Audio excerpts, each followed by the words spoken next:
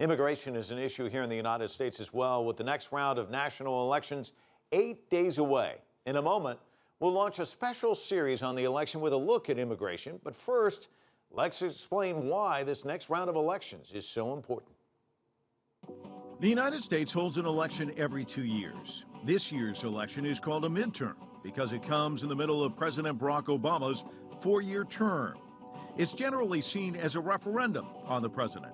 If voters like the job he's doing, they tend to support his political party. If they don't, they vote for the opposition.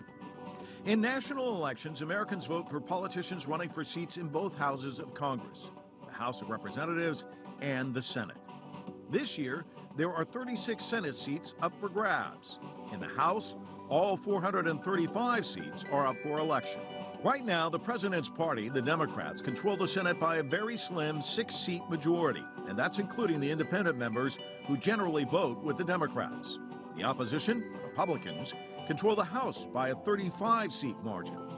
U.S. political analysts say it would be almost impossible for the Democrats to take control of the House again in this election. But the Republicans have a chance to take over the Senate.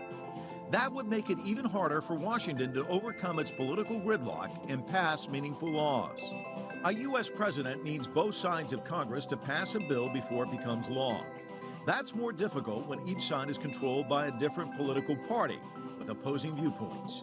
If both houses are controlled by the opposition political party, it also makes it hard to pass laws because the president can veto the laws they pass unless the legislation is passed by an overwhelming margin.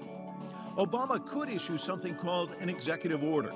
These are limited in scope and must be supported by the U.S. Constitution, even though the Constitution makes no provision for them. Executive orders have the full force of law, but can be easily overturned by another president. They're also subject to judicial review. The Supreme Court has the power to strike them down.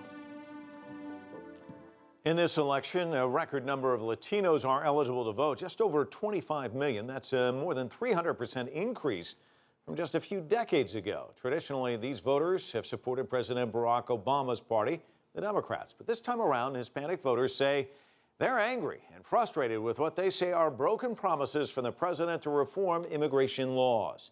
They say he hasn't made the country a better place for so-called undocumented workers. Latinos are threatening to stay away from the polls to show Democrats they can't take their vote for granted.